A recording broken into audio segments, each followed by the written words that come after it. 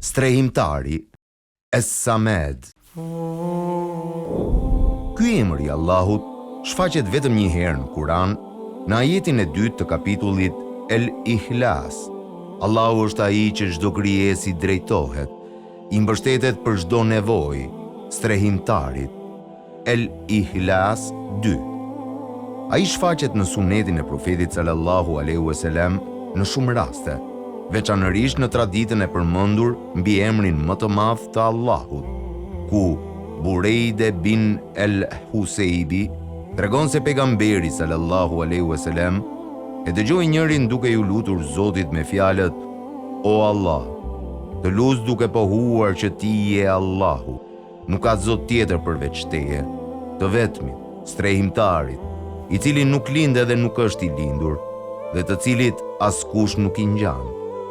Kur pejgamberi sallallahu alaihi wasallam e dëgjoi këtë, tha: Betohem për atë në dorën e të cilit është shpirti im, se ky njeri i është lutur Allahut me emrin e tij më të madh, me të cilin po ju lut dikush, lutja do t'i pranohet, dhe po ju kërkua, jep. Emri Es-Samed përfshin shumë aspekte në kuptimin e tij.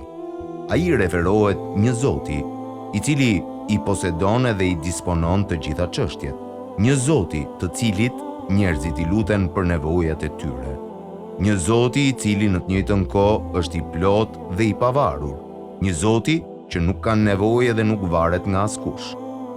Ibn Abasi, shoqëruesi i shquar, e përkufizoi fjalën Samed siç vijon, një prijatar, prijataria dhe epërsia e të cilit janë absolute, një fisnik, fisnikëria e të cilit është e plotë dhe e patëmet, një i fuqishëm që posedon fuqi absolute, por krenare në maksimum, një të pasur i pa kufi, një të afti për të imponuar vullnetshëm, me dituri të plotë dhe urtësi.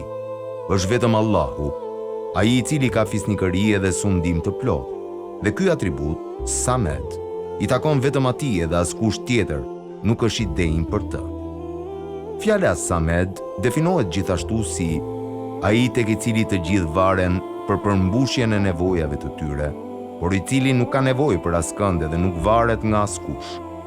Allahu thot: Apos Allahu, krijuesi të qiejve dhe të tokës, që ushqen të tjerët, ndërsa vetë nuk ushqehet, të pranoj Zot tjetër.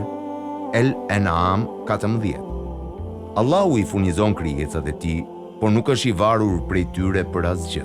Unë nuk i krijova gjinët edhe njerëzit për tjetër pos që të madhurojnë. Unë nuk kërkova prej tyre ndonjë furnizim, e as dëshiroj të më ushqejnë ata. Edh-Dhariyat 56-57. Allahu nuk na krijoi për ta pasuruar dhe ta fuqizuar atë. Na krijoi thjesht për ta adhuruar. Ai është i lirë nga të gjitha mangësitë dhe varësitë. Atë nuk e kap as kotje e as gjumë. El-Bekare 255. As ka lindur kë, as nuk është i lindur. El-Ihlas 3. Kur zemra na mbushet me besim se Allahu është strehimtari, i cili nuk ka nevojë për askënd, dhe është në gjendje t'i plotësojë nevojat e të gjithëve, atëherë natyrshëm do t'i drejtohemi dhe do t'i orientojmë shpresat drejt tij. Ibn Abasi thot: Isha me të dërguarin e Allahut sallallahu alaihi wasallam një ditë, kur ai më tha: O djalosh, do të të mësoj diçka. Kujtoje Allahun dhe ai do të kujtojë. Mbaj atë në zemër, edhe do ta gjesh pranë. Nëse kërkon nga dikush, kërkon nga Allahu. Nëse mbështetesh tek dikush, mbështetu tek Allahu. Dije se nëse e gjithë bota bashkohet për të bërë dobi, mund të ndihmojnë vetëm aq sa Allahu ka caktuar për ty. Dhe dije se nëse e gjithë bota bashkohet për të sjellë ndonjë dëm, mund të dëmtojnë vetëm aq sa Allahu ka caktuar të të ndodhë. Lapsat janë ngritur dhe ngjyra është tharë. Profeti Muhammed sallallahu alaihi wasallam e këshilloi një të ri, por ç'këshillë e mirë për cilin do njeri, pavarësisht moshës. Çfarëdo nevoje që kemi, duhet t'ja adresojmë Allahut. qoftë përmes namazeve ose lutjeve tona. Duhet të bashkëdyzojmë shpresën edhe frikën me brengat e hallet toksore, me aspiratat tona shpirtërore në të gjitha çështjet, të mëdha të vogla, kur Allahut lutjen ja drejtojmë. E ka prej tyre Asish që thotë: Zoti ynë na jep të mira në këtë jetë, të mira edhe në botën tjetër, dhe na ruaj prej dënimit me zjarr. El Bekare 201. Një besim i tillë në të njëjtën kohë i bën përpjekjet tona vitale dhe na inkurajon kur përpiqemi aktivisht në arritjet e qëllimeve tona. Na bën më produktiv dhe më të durueshëm në realizimin e gjërave në jetë, e të cilat fort përpiqemi t'i arrijmë.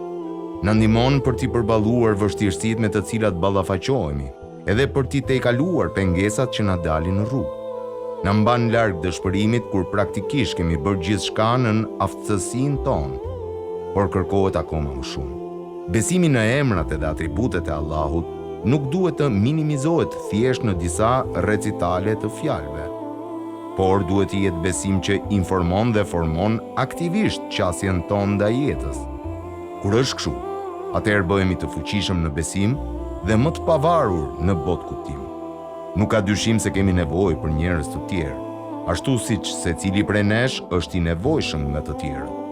Njerëzit brenda shoqërisë ndihmojnë njëri tjetrin dhe i shërbejnë nevojave të njëri tjetrit, madje edhe në forma për të cilat shpesh nuk jemi të vetëdijshëm. Megjithatë, ekziston një dallim i madh ndërmjet të ndihmuarit njëri tjetrit në një mënyrë dinjitoze si pjesë e rrjedhës natyrore të ekzistencës shoqërore, manifestimi më i mirë i të cilave është të ndihmohet njëri tjetri në drejtësi edhe devotshmëri dhe gjendje së padobishme të përuljes përpara Allahut në një mënyrë të pahishme ku dinjiteti i dikujt kompromentohet. Një besimtar i cili është i bindur se Allahu është strehimtari, mbi të cilin të gjithë të tjerët varen për ekzistencën edhe nevojat e tyre, do të strehohet nga çdo shkatërrim. Kur na godet fatkeqësia dhe e thërrasim Allahun me emrin El Samed, strehimtari, e dim me siguri se po i bëjmë thirrje dikujt që nuk do të na zgënjej asnjëherë. Kur i bëjmë thirrje njerëzve të tjerë, ata mund ose nuk mund të jenë të gatshëm të na ndihmojnë. Fundja ata janë njerëz sikurse ne. Allahu na thërret që të kërkojmë prej Tij. Ai dëshiron që t'i drejtohemi Atij për nevojat tona dhe t'i nënshtrohemi madhështisë dhe nderit të Tij. Le të meditojmë mbi faktin se Allahu është strehimtari. Ne jemi ndryshe nga kafshët. Shumë prej këtyre të fundit u është dhënë forcë dhe perceptim ndijor, bile atë shumë më tepër se na është dhënë neve. Megjithatë, ne jemi bekuar me aftësinë e arsyes. Jemi bërë përgjegjës për bindjet edhe veprimet tona. Një gjë që mendja jonë mund ta dallojë është vetëdia mbi Allahun. Ne mund ta njohim dobësinë tonë dhe mund t'i dallojmë kufizimet tona, e njohim vogëlsinë tonë edhe parëndsinë para madhështisë së krijimtarisë së Allahut dhe e kuptojmë madhështinë e Allahut. Kur ta kemi këtë vetdije për Allahun, besojmë në të dhe lexojmë shkrimet e shenjta të Tij. E mbajmë gjallë kujtimin për Allahun. Ky është një nder i madh me të cilin Allahu na ka begatuar. Kjo është arsyeja pse Allahu thotë: ajo dritë është në shtëpitë, xhamit që Allahu lejoi të ngrihen, e që në to të përmendet emri i Tij. En-Nur 36. Është me të vërtetë nder i madh që Allahu na lejon të jemi të vetëdijshëm për të dhe na ndihmon ta kujtojmë atë.